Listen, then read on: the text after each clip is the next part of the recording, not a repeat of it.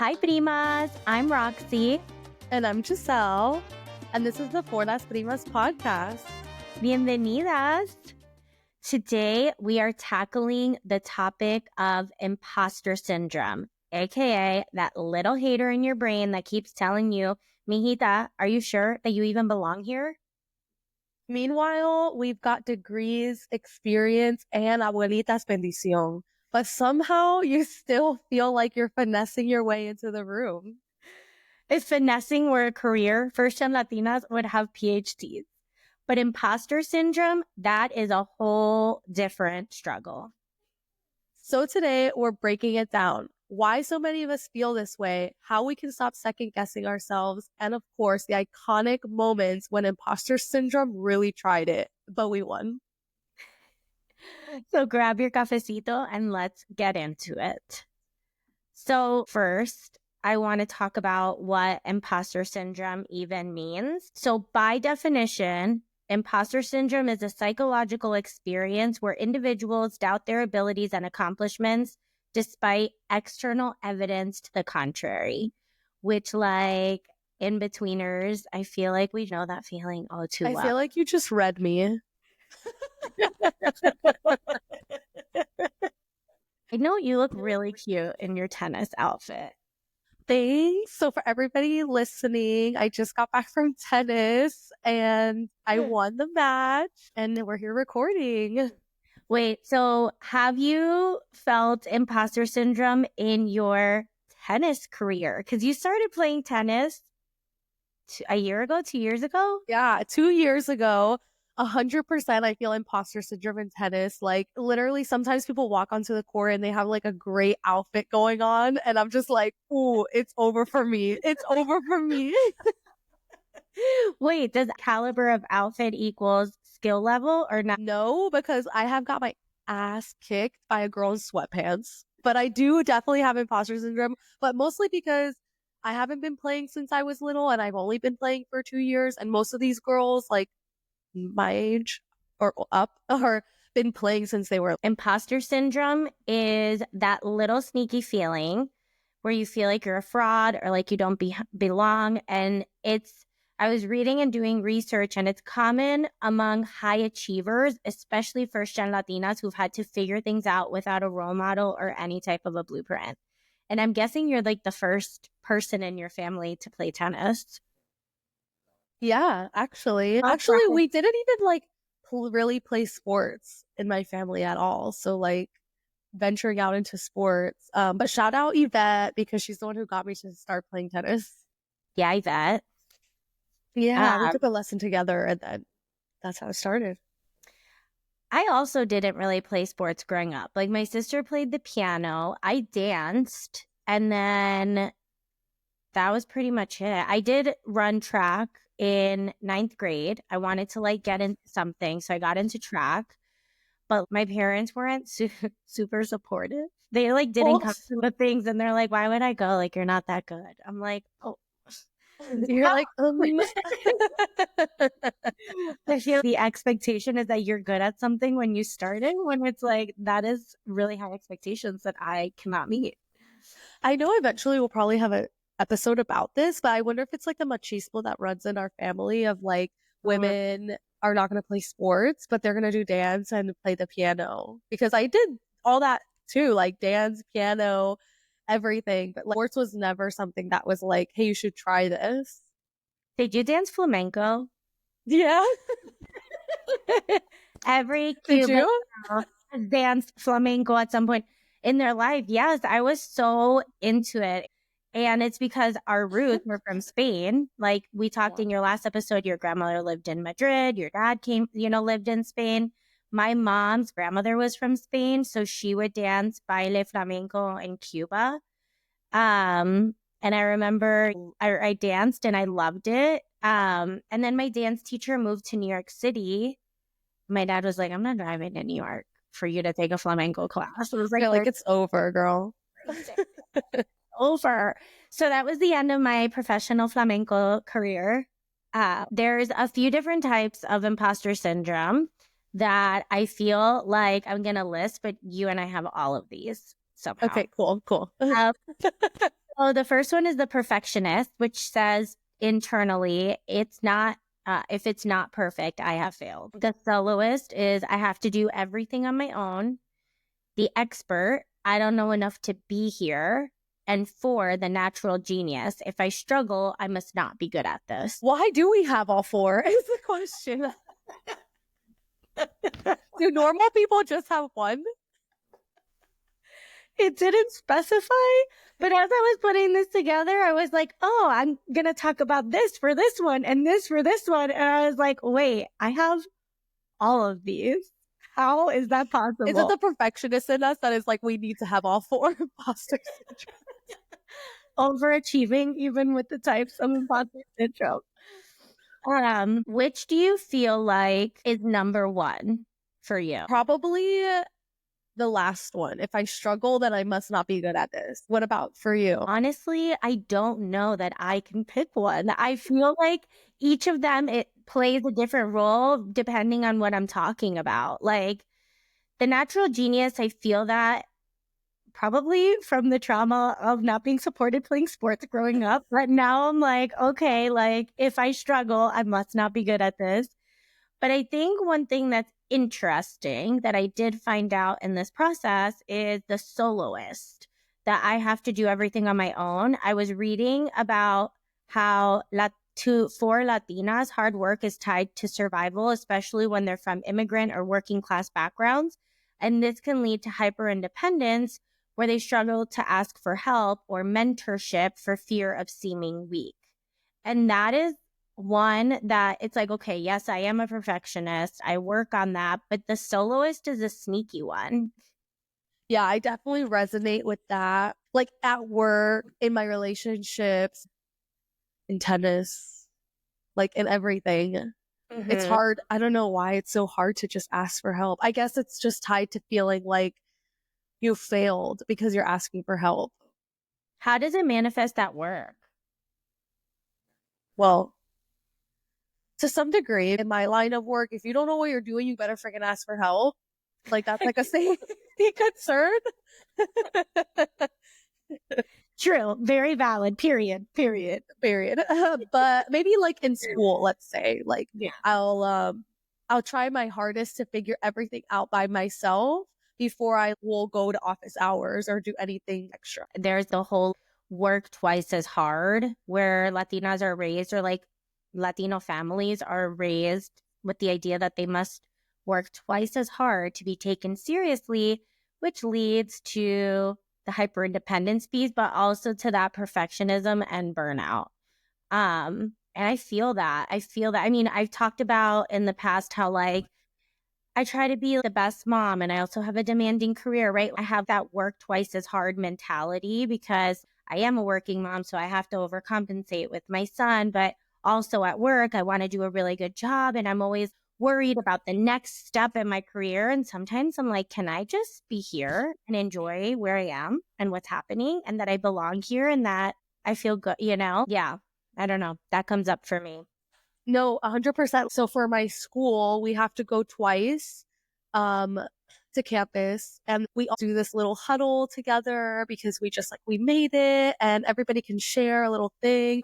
And it's funny that you were talking about belonging because I literally was like, I need to share this because I feel like I'm not the only one who feels imposter syndrome, but I gave a little speech. And at the end of it, I was like, we all belong here. We have all worked so hard to make it here. We belong. I love that. What is the demographic of your classes or your school? Like, are you a minority within that group, or is there a lot of people? Yeah, I was definitely like a minority. It was majority Caucasian women, which actually that was one of my statistics that I wanted to bring up. Was in the US, only 6% of nurse practitioners identify as Hispanic. That is insane. That's insane. I have a similar one. In 2013, McKinsey and Company noted that Latinas make up only 2% of senior executive positions in the US, contributing to feelings of isolation and self-doubt. Wow, that's crazy. I know there's so many people in the workforce that identify as like NA, and it's insane to me that only 2%. I mean, I see that I'm where I am right now. All of our senior level folks are white. And there are women, and that's a step forward. And I'm all for the women, and they do a great job at like building culture and inclusivity. But also, I have been in working environments where I haven't had a role model. I think that's where the root of my imposter syndrome comes from is, I talked about wanting to live a less traditional life than, for example, my parents or my sister. And so part of that has been me sort of cultivating my own way, but like not knowing what I'm doing. So every step of the way, I'm like, I don't know what I'm doing, but I'm doing it. So I do know what I'm doing. But along the way, like doubt myself or constantly feel like, oh, I'm not sure. I don't think I'm doing this right because I didn't have that representation or somebody that I knew that was doing the same things as me. For sure. It's like that. It's definitely that lack of representation that makes you feel like you don't belong in those spaces. But like, where are the CEO Latinas? It was hard to find women that brought you along too. I think that's like a newer concept, but yeah. I do feel like that is a newer concept, and being a girl's girl is like a newer like trend in a way, but Yeah. But the And show, like, I just think like of the show Modern Family and how like the Latina woman is represented there. And I just feel like that's how like the US perceives Latina women. yeah, back to episode 1. Let's normalize not calling Latina women spicy, please. Because I've heard Period. that throughout my career so much. I'm like, what does that even freaking mean? One stat that I found too that was interesting is that imposter syndrome often makes Latinas believe that they need to be 100% qualified before applying for opportunities or thinking that they are qualified for opportunities that they're going for. And I found that to be so interesting because that is me to a T. I'm like in this industry. I didn't go to school for this. I thought that whatever you studied is what you went on to be. And that was so false for me in my career. And I have so many skills that I downplay consistently or that I'm not sure how to advocate for because we're also taught to be humble, Yeah, definitely. Definitely. You have imposter syndrome when you apologize when you have a question in a meeting, even though literally that is what meetings are for. Oh, yeah. They say that in tennis a lot. Women are always apologizing. Like if ball goes out, we're like, I'm sorry, I'm sorry. They're like, literally, why are you sorry? Like you're playing tennis. Tennis is on my mind today. I'm sorry. Let's stop apologizing. You have imposter syndrome when you're Googling how to do my job 2 times a week.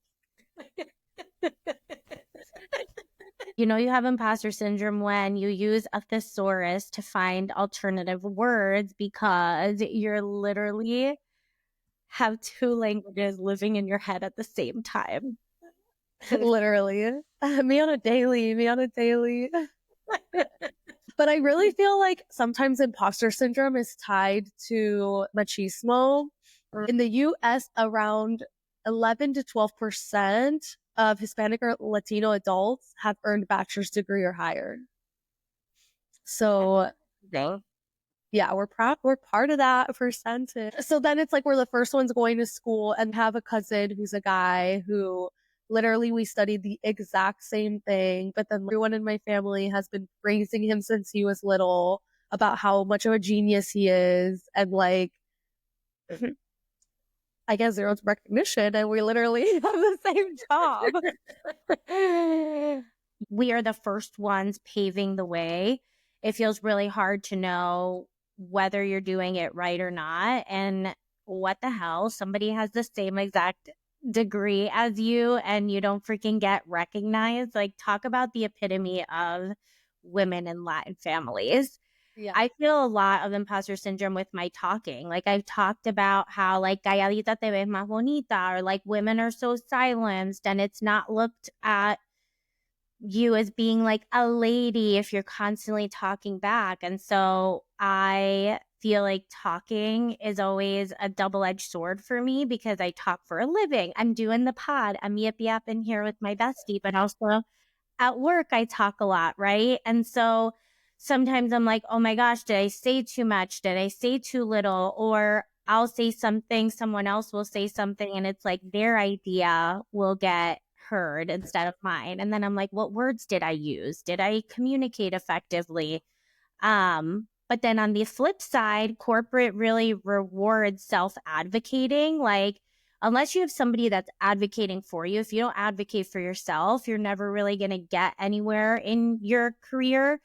But that's hard because going back to talking about humility, like there's a little bit of a humility trap that Latin cultures, people in Latin cultures fall into, where you have to be really humble and just like thankful. But then men are out there like praising themselves, but we have to be humble. So then, okay, how am I supposed to share my successes? It's like I have to downplay my successes, and that's always my go to. And I've had to work on that so actively the last few years, where I'm like, no, I am doing all these great things. I am super smart. I do a lot of great work at my job, at home, like all of the things. But the humility piece is hard, and the talking piece feels really hard too. They kind of go hand in hand. Yeah, I was just talking to my cousin about this because she was venting to me about how she got a new job and most of her team and leadership are men now, and they weren't in the last job. And she's trying to be humble and, and things in her meetings. And she's like, they're bringing out the mean in me. I'm not going to say it like this anymore. And I was like, no, you shouldn't say it like that. Like, are they saying it like that towards you? Like, no. So you should just like speak the exact same way that they speak. Absolutely. I have seen so many women, and particularly there was one leader at a company that I worked at, and it was so disappointing because she played the man's game. And I think part of overcoming the imposter syndrome is being the woman of color, the woman in your position, because women are different from men. Why do we need to play on the same field if we're not even in the same game together, So it's like I have seen that work really negatively and like be really testing to your authenticity at work when you are a Latina woman in a white space of not belonging. Yeah, I feel like there's just like a glass ceiling that nobody wants us to break through as We break in the ceiling. not to be cheesy or anything. Chip, chip. But I did, I saw like someone I follow on Instagram had a job interview, and she is a Latina woman in corporate world. And she shared on her Instagram that they were asking her if she could speak not in an accent. And yeah, it was crazy. And they said something else about, well, you're just a woman and you're never going to be as good as the men, or they made some kind of comment like that. And she shared the company's name, and I was like, good for you, girl. Put them on blast because that's crazy. That is crazy. Yeah, and I just feel those things are just like, it feels impossible to overcome things like that sometimes. Well, this is the whole thing with DEI. When you remove DEI from workplaces, then that's when these behaviors become normalized and appropriate. Totally. Women are so expected to lead the culture. And it's like, well, why are you asking me to do that? Like, why don't you ask homeboy over here who's just chilling with like two people reporting to him, have him do more of the culture? But that falls so heavily on women. Mm-hmm.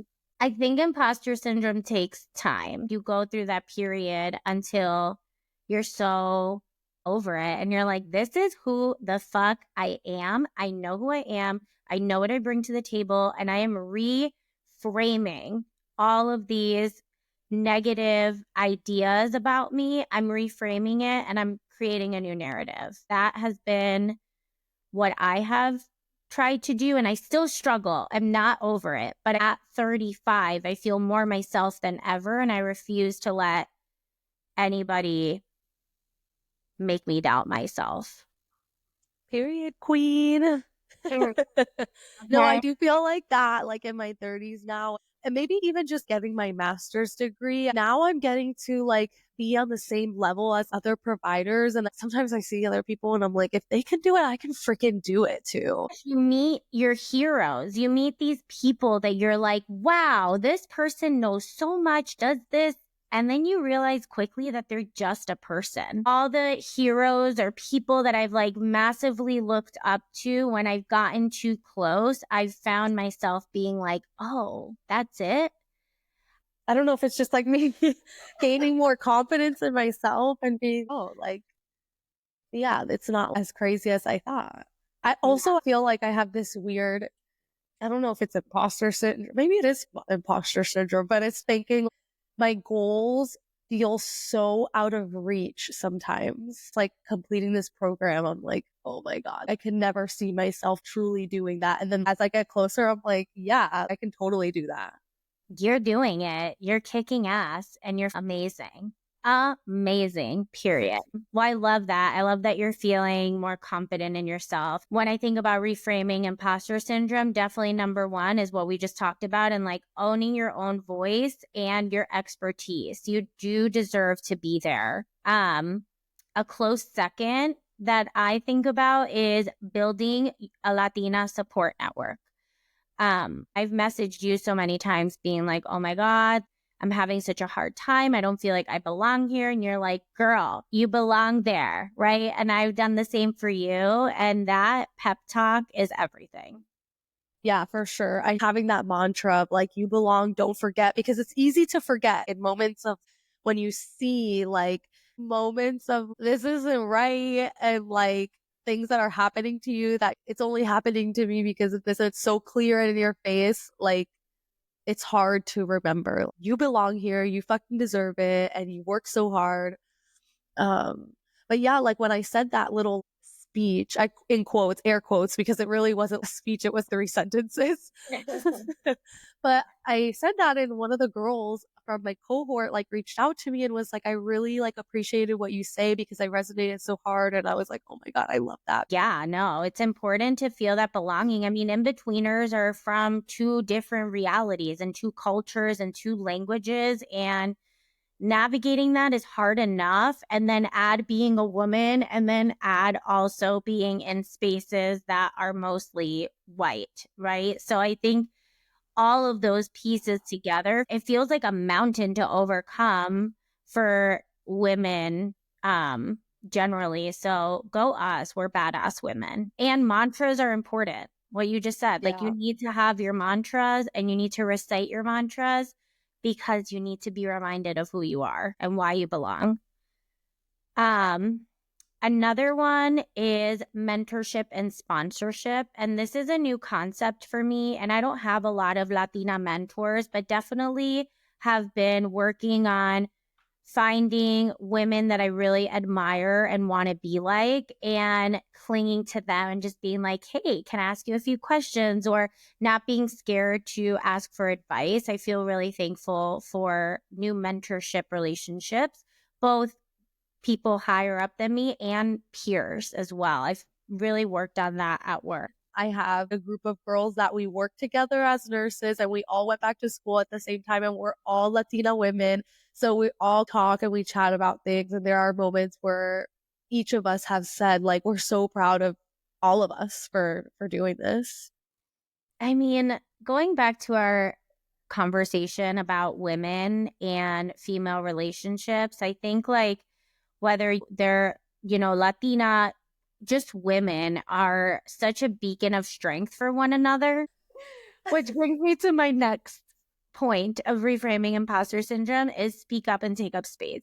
We talk so much like about struggling to take up space and just be confident in the things we're saying. Like there is not one woman that I've met that hasn't been bulldozed by a man, bulldozed by somebody else who has more experience than them, an elder, right? Like I just think we're in a time where we need to take up space. We need to be who we are, and we need to be very proud of that. I am a proud yapping biznatch who always has something to say, Always has an opinion and a point of view. I do. Yeah, I love that. You know what? And I think like we just need to be ourselves. And I think the more that I lean into myself and who I am, and I'm always discovering who I am, like, let's be for real. But I think the more I lean into it, the more I'm like more comfortable with myself and the happier I am, and the less I care about if people really like me too much. Somebody told me this a long time ago.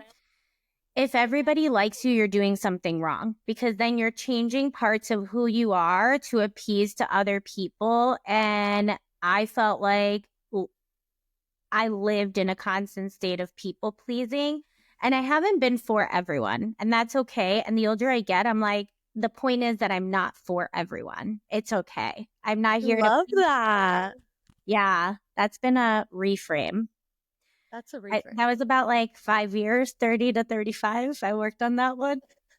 Gotta take these in chunks. And You gotta.